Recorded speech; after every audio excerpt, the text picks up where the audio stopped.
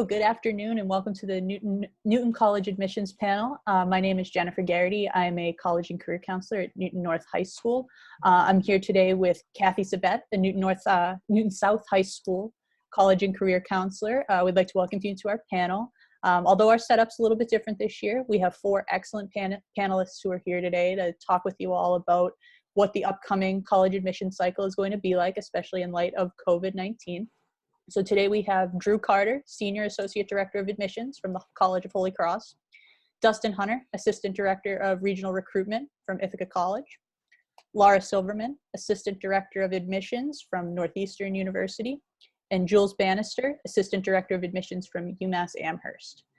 So now I guess we had many fantastic submissions this week from students and parents with different questions that you guys have revolving around the college admissions process.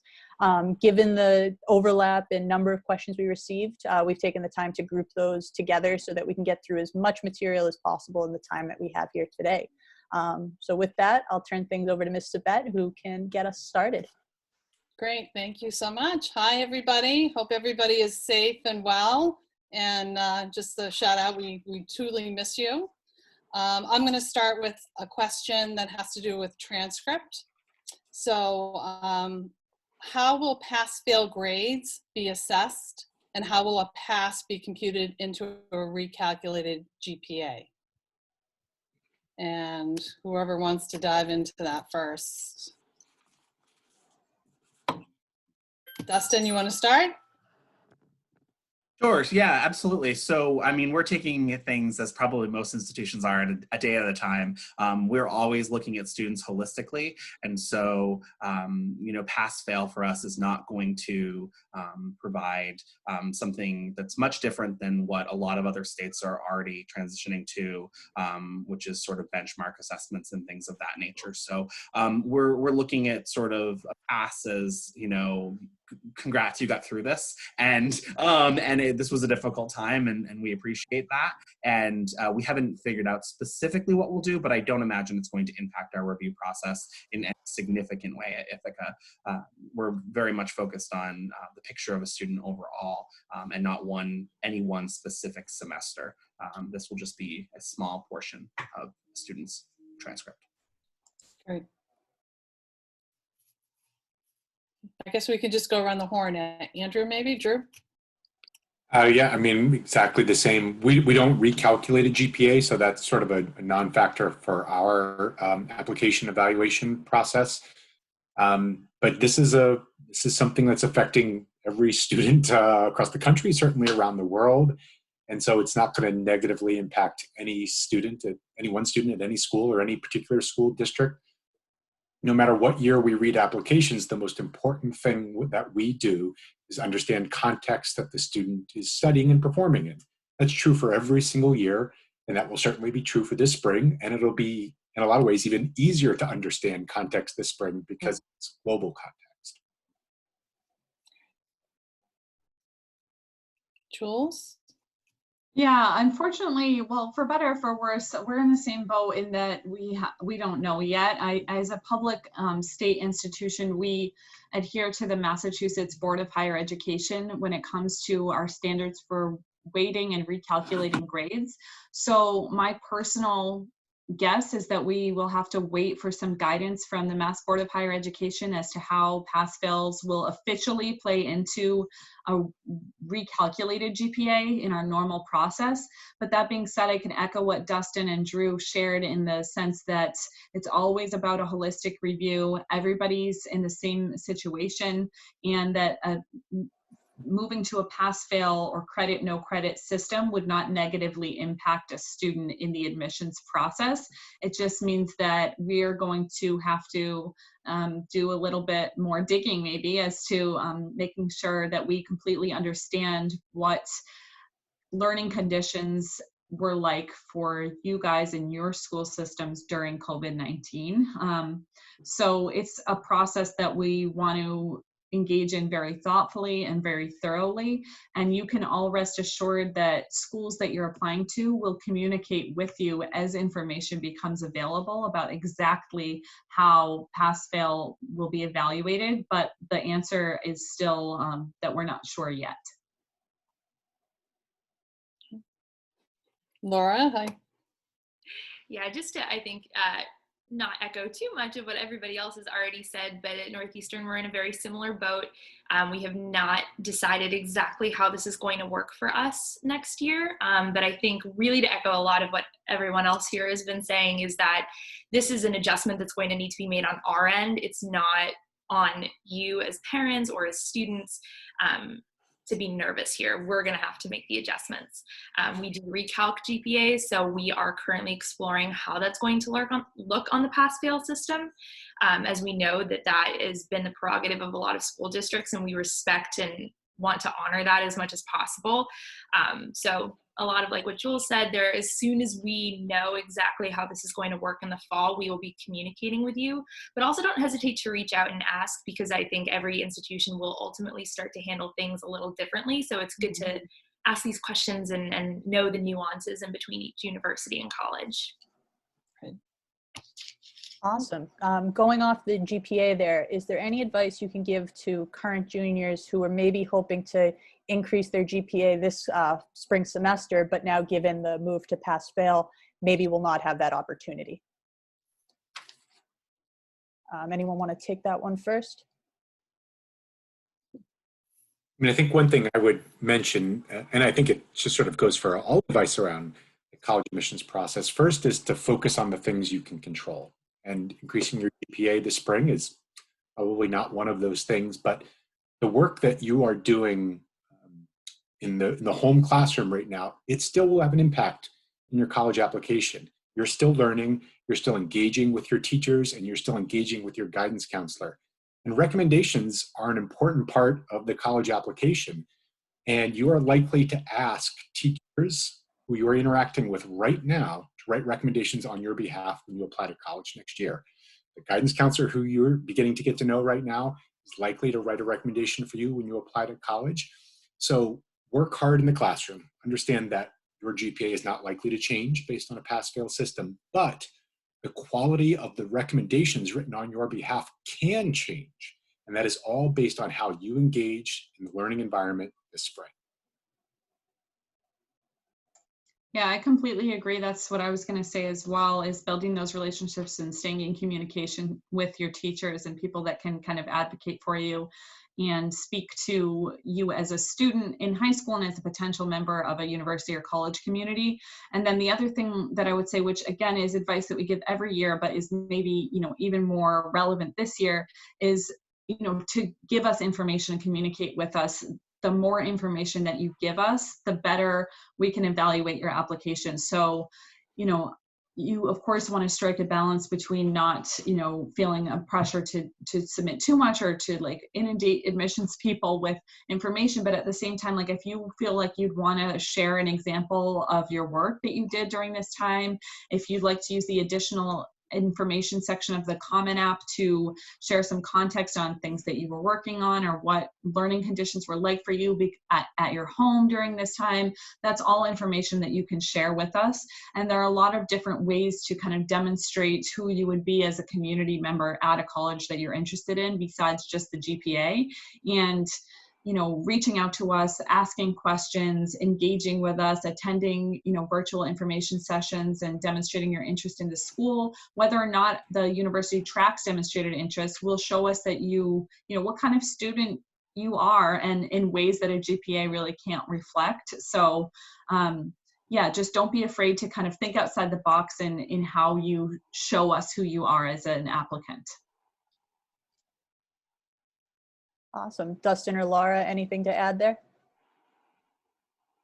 Nope, I think they said it perfectly. Exactly what we would have said as well. Absolutely. Awesome. Great. Okay, we'll move on to the next question. And this has to do with college testing. Is your college considering dropping the SAT or ACT requirement if they have not already? And how will test scores be evaluated? I'm happy to start first on this. So at Northeastern this year, we have decided to go test optional for the 2020-2021 cycle, which we're really excited about. Obviously, given everything that's going on, we're excited and to look at applications, I think, a little bit differently than we have in the past.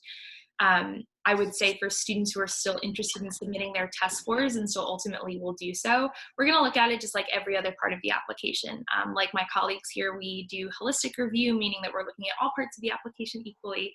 So if a student is submitting their SAT scores, it's just going to be one extra part of their application. And if they're not, we're not going to make any assumptions about what their scores might have been or negatively ding them in any way for not submitting their scores. But yes, we're really excited about moving to the test optional model and the opportunities that that's hopefully going to open up for some students in our application pool.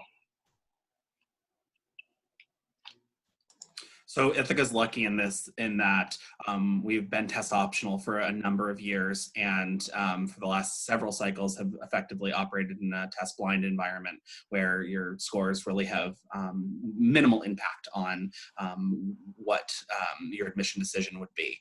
There's very few exceptions in terms of academic programs for that, but largely we're not looking at your test scores at all. And so we're well versed in sort of looking at an applicant and figuring out what personal and academic qualities they're going to be able to contribute to our classrooms without a test. And so we're going to continue to do that, which is exciting. That's one time I have an answer, everyone. This feels great at this time of year. Jewel? Yeah, I can go next. So at this time, UMass Amherst has not moved to a test optional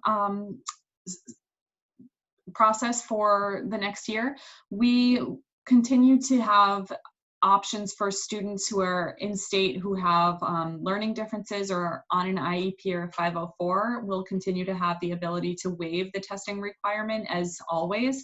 But as of this moment, we are moving forward with our traditional admission cycle, which would include a requirement for either the SAT or the ACT.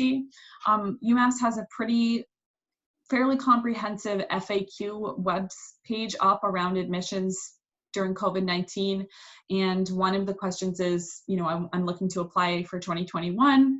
How will we be proceeding with admissions? And so I just want to share some language off the site there, which basically says, we are working under the assumption that the College Board will keep its late August and early October test dates, and the ACT will keep its September and October dates.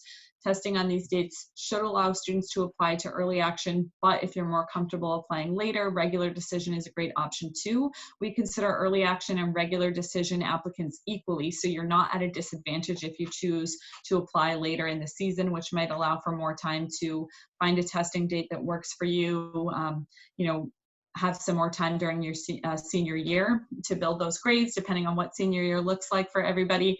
But again, things are constantly in flux. We'll continue to communicate with people. As of this moment, we are planning to stay with the testing requirement for the coming year.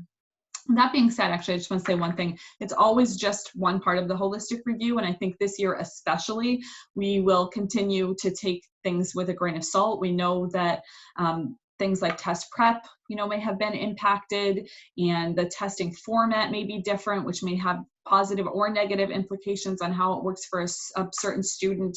So it's simply one piece of our overall evaluation of an applicant. And again, in the current context, we will understand that testing looks different, and there are different opportunities available for students than there normally would be. At Holy Cross, we're test optional, so this is no change for us. And the one thing I'll add is that, well, two things I'll add. Number one is that SAT has changed several times over the last decade, so adjusting to a new testing frontier is not unusual in the world of college admissions. We're actually, it seems to be more common than uncommon these days. Every year we feel like there's something new that we're adjusting to. So adjusting to a new format, a new understanding of the role that testing plays, not unusual. Second question that we're getting a lot is, well, if you don't have testing, what do you look at? Without trying to be glib, I guess the answer is everything else. We have information in a student's application that covers 4 years. And if you exclude 4 hours on a Saturday morning, it still kind of feels like 4 years. It certainly is slightly less information, but we look to try to project at what a student might be like at the college level. And we certainly welcome lots of information to that. Standardized testing at times plays a role there, and at times it doesn't.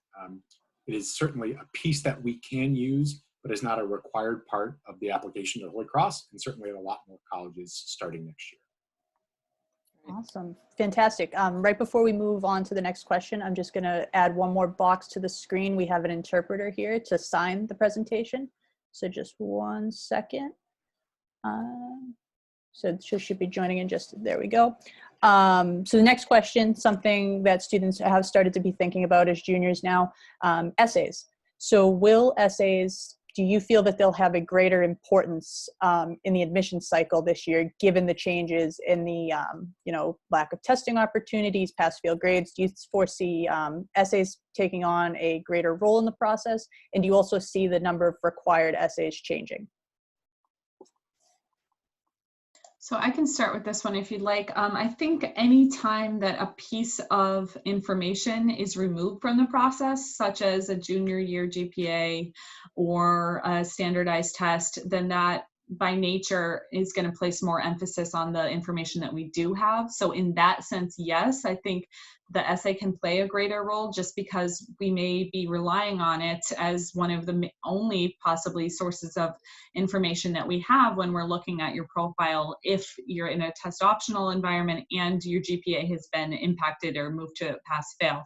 So in that sense, yes, but that doesn't mean that a student should put more pressure on themselves that the topic of their essay is going to be the make or break it factor where they're going to be decided if they're going to get in or out just based on the essay, but really just understanding that it's an opportunity to tell us more about yourself as a student in ways that might not be easily revealed through other pieces of your application. So I think it's something that we're going to value a lot, but that doesn't mean that the way that you go about writing the essay should necessarily change from the way it would year to year, which is the same advice we would always offer around writing about something that's meaningful to you, keeping it in your voice, and using the essay as an opportunity to tell us something about yourself that might not be, again, kind of revealed in other areas.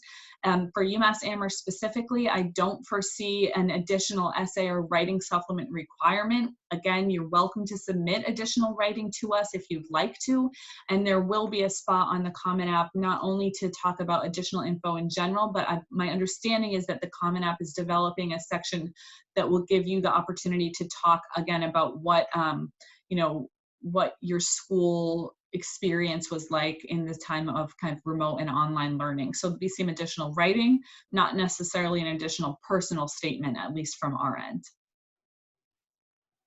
I think to echo a lot of what Jules just said, definitely don't feel the need to put more pressure on yourselves when it comes to the essay this year, but I would really encourage all of you to think a little bit more critically about the topic that you choose for your essay. I think, and this is advice that I give every single year, essays are one of my favorite things to talk about, and favorite part of the applications on the whole. I think a lot of students choose to write essays about a thing that happened to them, like a life-changing event, something like, they won the big game, they got cast in the school play, they won a robotics competition, and the essay ends up being entirely about the event rather than about the student and what you want to tell me as a counselor and why you chose that topic. So I would really, especially in a year like this year where I do think, in light of not, being able to see things like test scores or having junior year grades, and we are going to be needing to read through the lines a little bit more as admissions counselors to try to discern who will be the best fit at a university. Thinking really critically about what you want to say to someone in an essay who doesn't know you, what you're trying to communicate to me about what makes you unique and what makes you special, I think will become more important. So I think kind of contradicts a little bit, right? Don't feel extra pressure, but also know that in a year where we won't have as much information perhaps as we normally do, brag about yourself. Tell me those special things about you that I'm not going to get from those other parts of your applications. Specifically for Northeastern, similar to UMass, at this time, I don't foresee us adding in a supplemental essay. Of course, all of this is subject to change, as so many things are these days. But again, know that when or if that ever happens, we'll be in communication with you. And like I said earlier, don't be afraid to reach out this summer.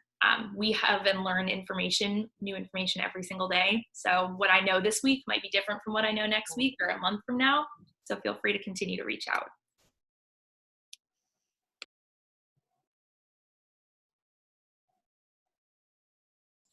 I don't have anything additional to add. I think, Drew, to you.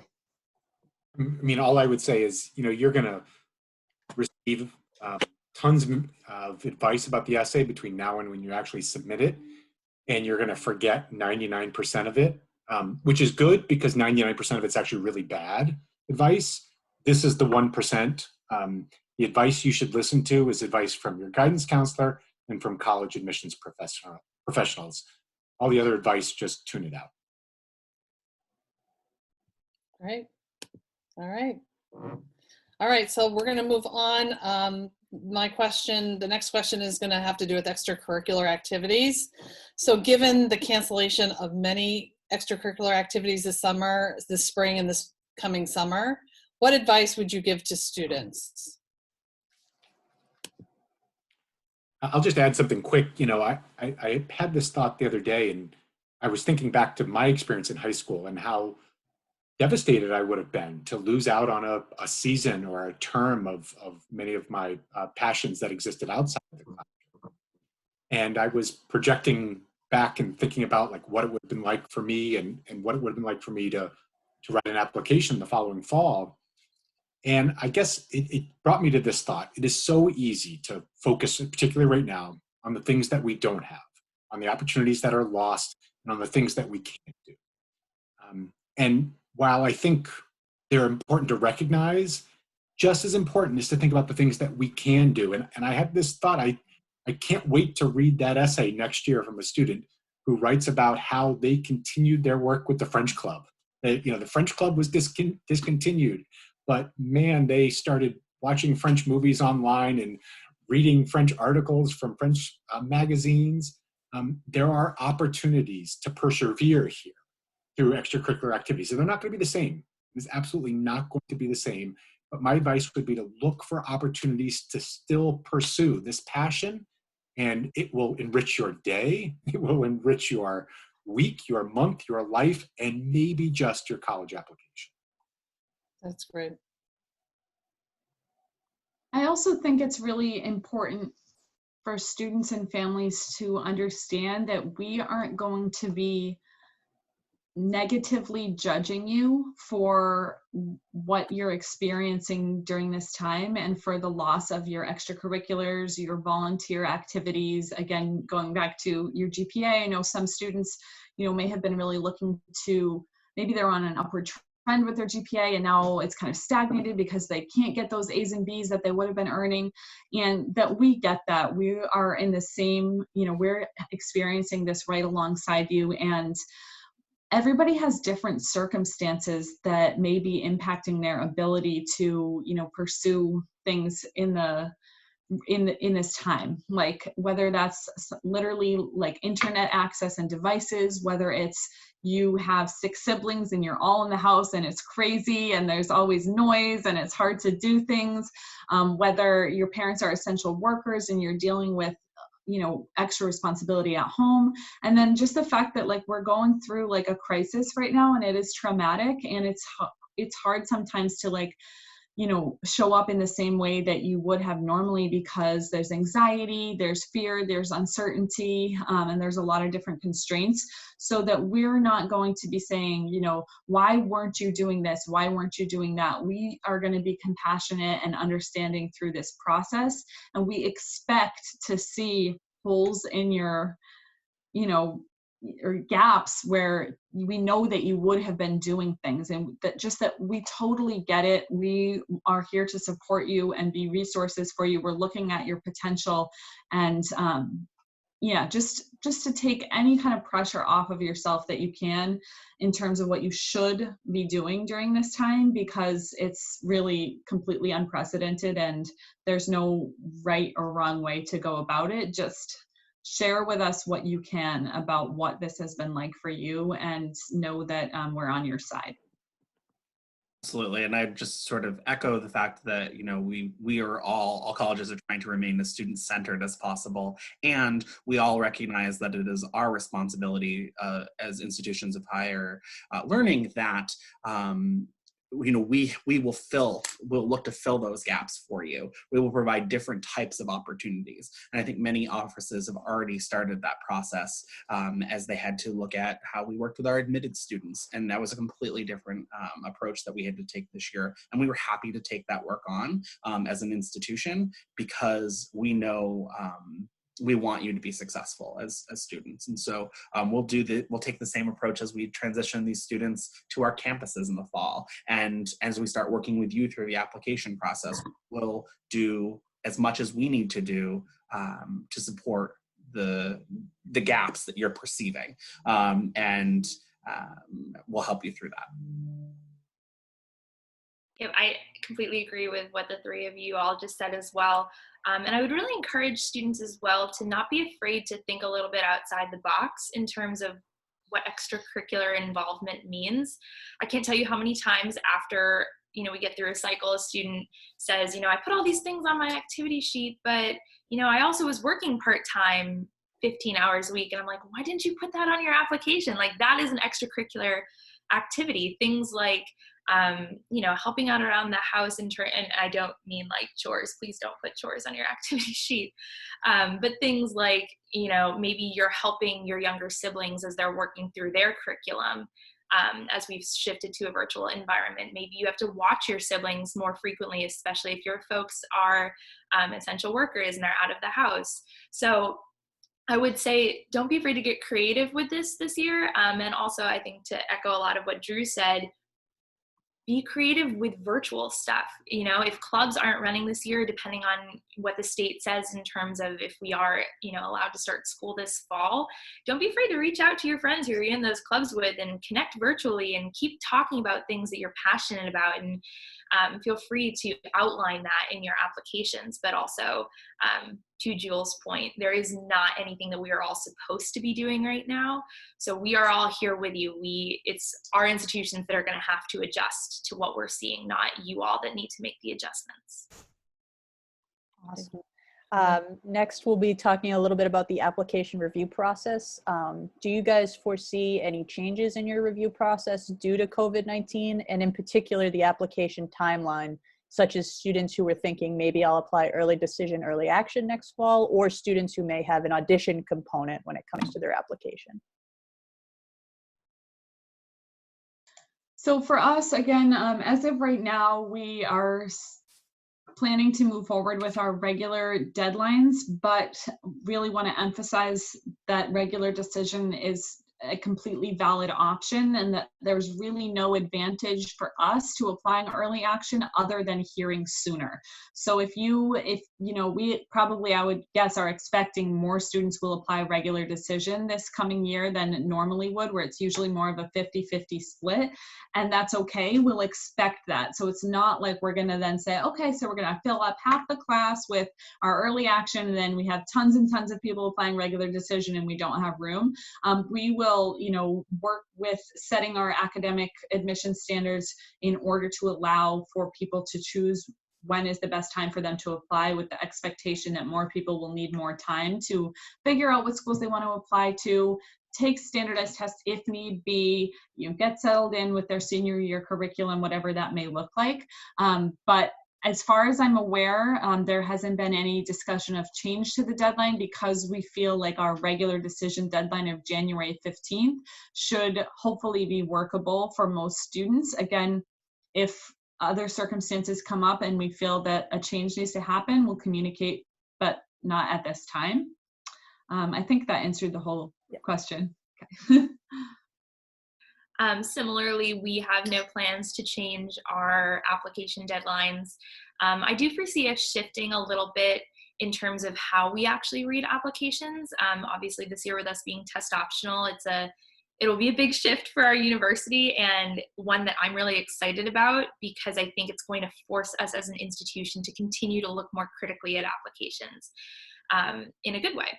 So I foresee some changes coming down the pipe. Obviously, we don't know exactly what that will be just yet, but that's going to be a lot of what we're spending our summer on, is saying, okay, in light of all of the changes that we know are going to be seeing on students' applications, how can we still provide the most holistic application review possible. But yes, at this time we are also, I don't foresee us changing deadlines. It still follows suit that we want you to apply when you feel that your application will be the strongest.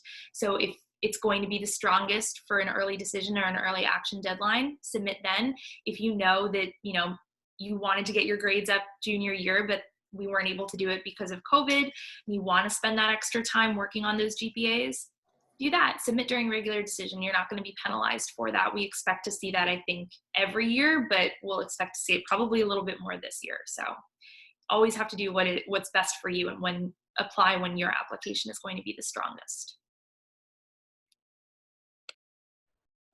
I think the only point I'll add to what's been said already, which I largely agree with, this rings true for Ithaca, is that now more than ever will be your opportunity to really connect directly with the schools that you're working with, as well as your guidance professionals, right, and college counselors.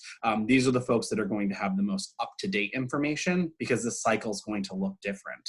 And we're, in most cases, really happy to talk to students and talk to families about what's going on. And if we're not able to, then college counselors certainly have lots of knowledge as well. And so I think this is the time when you really have to step back from all the sort of market advice or my sister's friend went here to Ithaca College and this is how she got into the music school. I think you really have to put those things aside, particularly in times like this, and really go directly to the source, which is something I know I've said for a long time, but I think it's particularly true now, because really how someone else, gained admission in a previous cycle will really be different. And so keeping your professional network in mind will be important.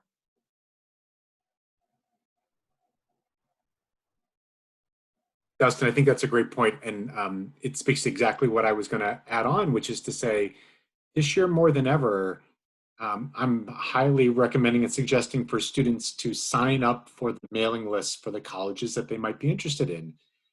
It's going to get you a bunch of marketing information, I know. Yeah, I helped create it. You can ignore that at your will. But it is also putting you on a news feed. Schools, some of them have established what their policies are going to be next year for applications, and some of that is still in the works. If you are on the email list for these colleges, you are a part of their news feed, and you will be receiving updated information about standardized testing, application deadlines, and any pertinent information to put your application in the strongest position.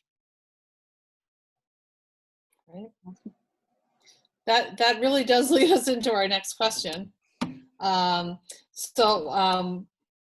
the questions that we gathered before the panel, a big question that a lot of families had and students was, what role will demonstrated interest play during this year's upcoming admissions cycle?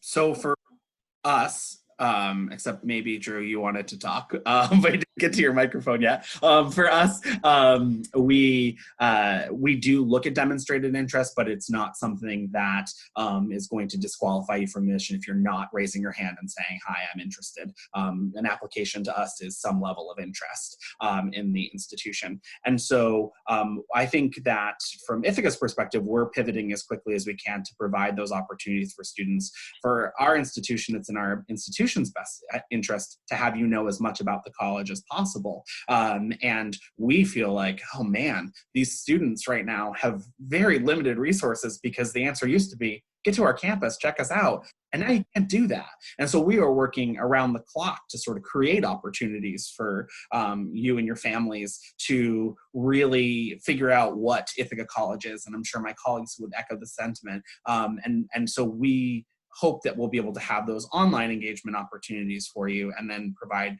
potential on-campus engagements when we can, recognizing that a virtual visit may be the best way to learn about the college this cycle, and that's okay. And we still consider that interest. Yeah, I mean, the only thing I would add is the reality is that it is a fool's game to guess which colleges use demonstrated interest, which don't, how it's being used, how it's being calculated, what percentage it is of the decision. It's a waste of time. it is always in your best interest to engage in the search and application process. You learn when you learn about yourself, and you learn about the variety of options and programs available at colleges and universities. When you engage, when you search, when you show interest, you always win from that. And if a college decides to use that in their evaluation of your application, great. If they don't, great, you still win. And the truth is, in some ways, it has actually become even easier during this time.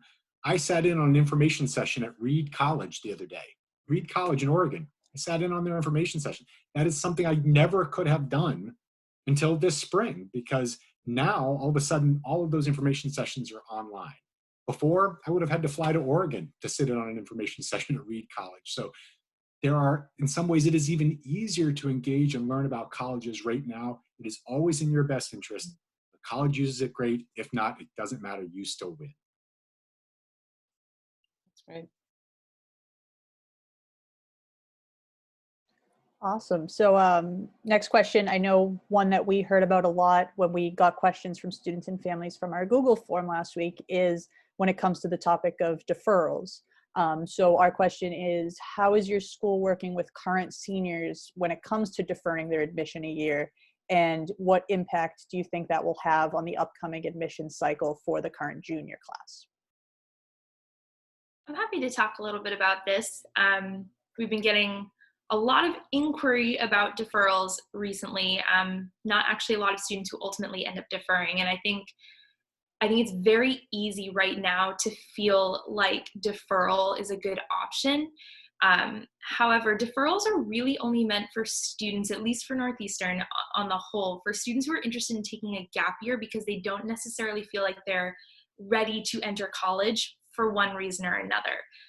So we're really trying to, I think, be flexible with deferral things that we're hearing about this year. So for example, when you defer, at least at Northeastern, you still make your deposit.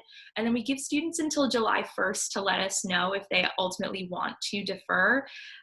Personally, I've been really counseling students to wait until the very last minute because things are changing so quickly and we don't know exactly what things are going to look like this fall. We don't know what they're going to look like next year.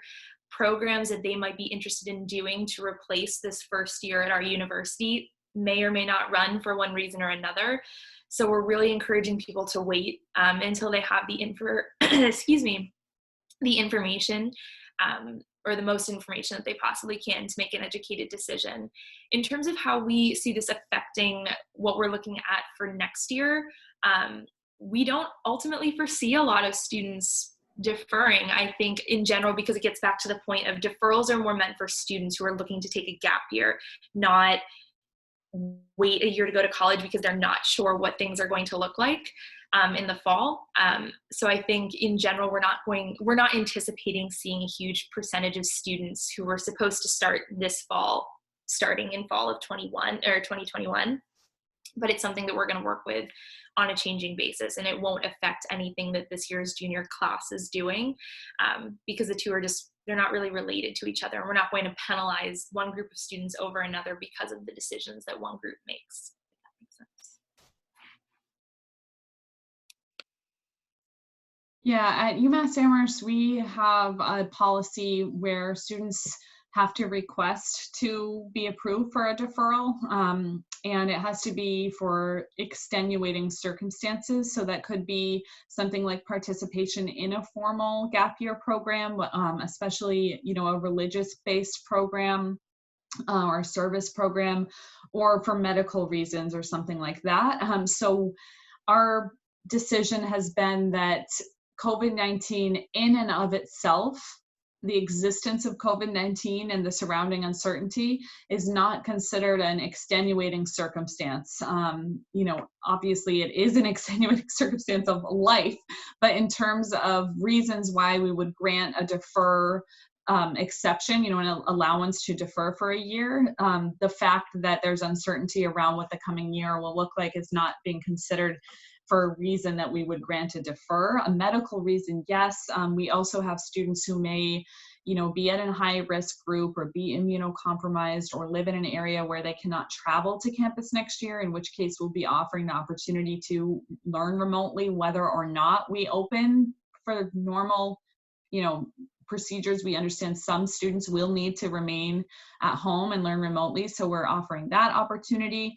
But even if UMass Amherst were to open online in the fall, we would still expect students who've been admitted and chosen to enroll to matriculate this fall, whether it's online or in person. So we need to be very cautious about the number of students that we grant those deferrals to, and for the most part, it would be for the same reasons only that there always are.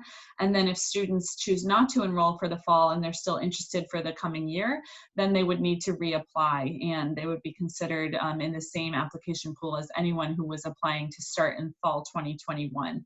So whether or not that means we have an influx of applications for fall 2021 kind of remains to be seen. There may be other reasons why fewer applicants are applying from one certain population and more are applying from another certain population. And so we'll just have to take those factors as they come, and it's just going to be a process of learning and adapting, as it is for people in all industries all over the world right now.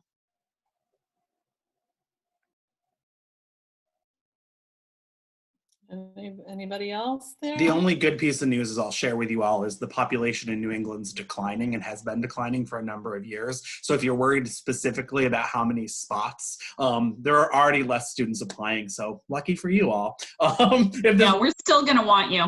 Yeah, if this were 5 years ago, we'd be having a different conversation. But the reality is people will still want you, exactly. So just as a quick follow-up to that, like if you do have if you have a deferral policy, can you say like what the deadline is at your schools in order for students to, send that letter requesting a deferral?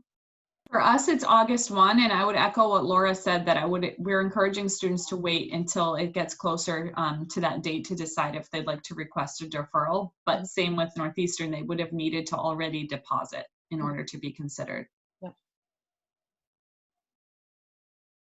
Ours is on a case-by-case basis, and we communicate with students individually about their. Okay. And we have the same policy as Holy Cross, a case-by-case basis. And we'll work with you right up to the start of school. Great. We have a couple of hard deadlines, one that I mentioned earlier. So July 1st to let us know about deferrals for students admitted to our fall program starting on our campus. We do have a special program called NU In, which is a program where you start for your first semester of your first year, you're abroad at one of our programs, and then you come back to campus for your second semester of your first year. For those students who are admitted through that program, we give them until June 1st to let us know. But we do extend some of these deadlines, obviously in extenuating circumstances. This year, we're trying to hold pretty tight to those just so that we can plan the best programs possible, given the number of students that we know are going to be on our campus or in our programs. Great. Okay, great. And some questions around letters of recommendation, again, where for schools that are either test optional or were test optional in the beginning. How big of a role is letters of recommendation going to play? And do you want more? Do you want less? What kinds are going to be helpful for students to kind of really tell their story?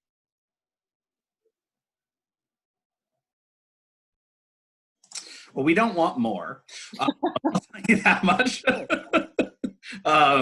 And you've probably all gathered at this point, I'm pretty blunt in the admission process with families. And what we want is the same thing that we've always wanted, is someone to be able to authentically talk about you in your classroom environment for a teacher's recommendation. And that is not necessarily the class that you got a perfect A in. It is a class where they really showed who you were as a student. And so for us, those are the best recommendations, because we expect students to struggle in the classroom. We're an academic institution, and we want to know how you are going to be able to overcome those struggles in the classroom to ultimately continue learning. I would echo that from Dustin. We really don't necessarily want more. certainly a situation of quality over quantity, especially when a lot of the letters might say the same thing. So for example, a lot of times I'll have students who will send me 4 letters of recommendation from 4 of their teachers, and they're all saying the exact same thing, which is fantastic that they have so many people who are willing to say really nice things about them. But think of it as when we're reading an application, it's like meeting a new person. I don't know anything about you. You need to give me the most holistic view of yourself so that I can conduct a holistic review of your situation. And 4 letters of recommendation that are giving me the same information doesn't help to complete the picture, if that makes sense. So quality over quantity. I'll just say what I say publicly is send as many as you want. And when I'm advising friends and family, I generally say required +1.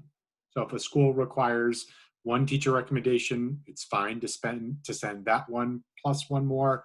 When you get beyond that, there's a chance you could minimize the effectiveness of it, and you're asking too much of sometimes over staffed teachers when it will have little impact on the application.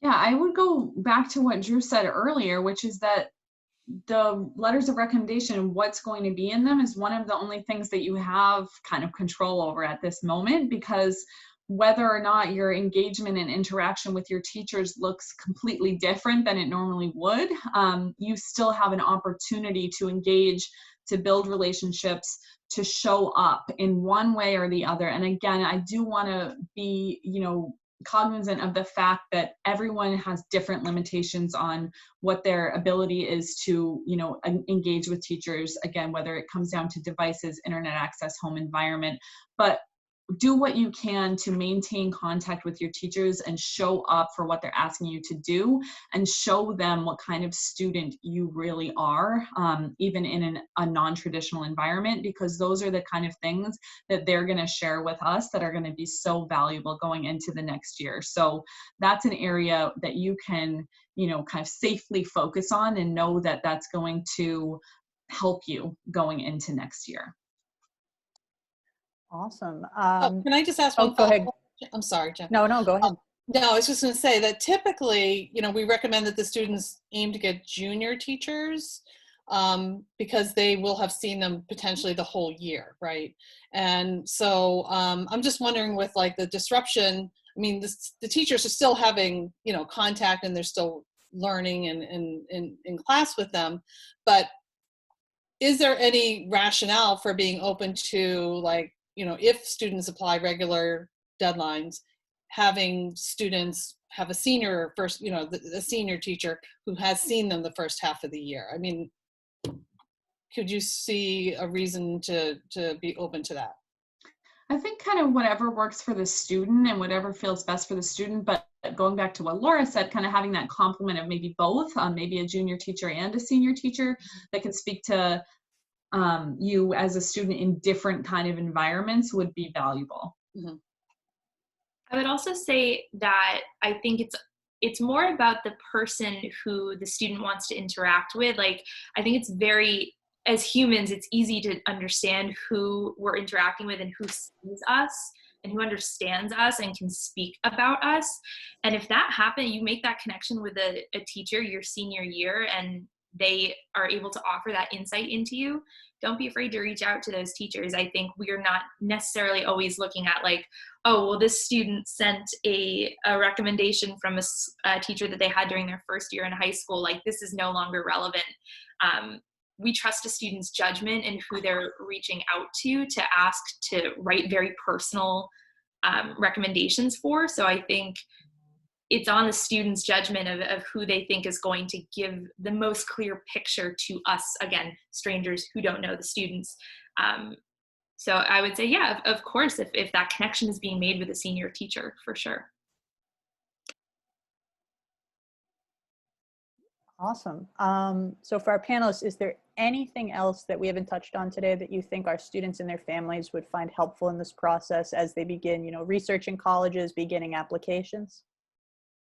Yeah, I'd say almost every college or university that you're going to look at will probably have some kind of FAQ page or, you know, updates around coronavirus, COVID-19, that's going to be helpful as a place to start. At UMass Amherst, we have two. We have the general admissions COVID-19 what I meant to say is the general university COVID-19 updates, which are going to be very wide ranging, everything from like how are people carrying on with research to what are safety measures have been implemented to protect workers on campus right now.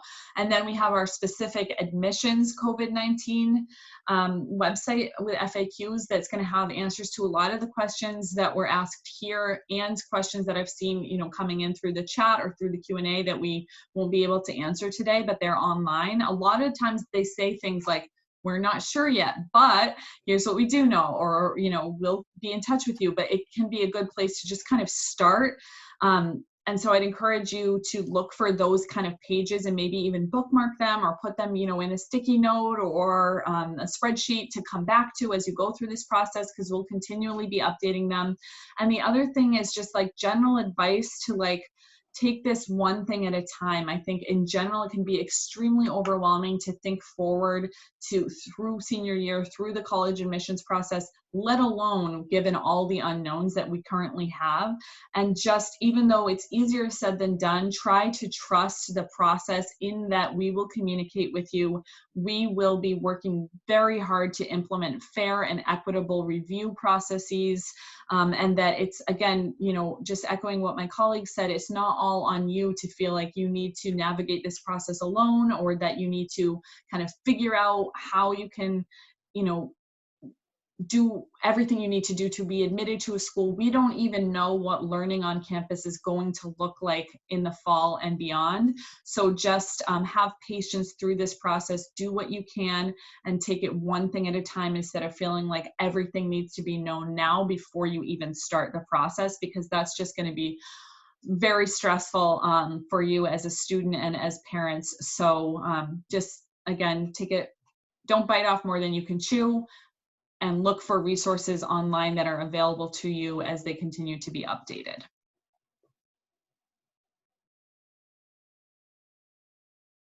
I think just to echo, I'm forgetting which of my colleagues talked about this, but I think now more than ever, it's so important to reach out to folks like all of us at our individual universities and colleges, and also your counselors, because we're the ones who are going to have the most accurate and the most up-to-date information. It's very easy to get swept up in, you know, well, my neighbor had this experience and said this, and oh, I heard this from this person, and just do yourselves a favor, I think, during this time, and know that probably more than ever, you're going to have so much access to people like myself and my colleagues at our institutions. With us being remote and there being restrictions on what we're able to do in terms of travel, I'll say that. For example, this spring, I was supposed to be gone for like 2 months going and visiting my various territories.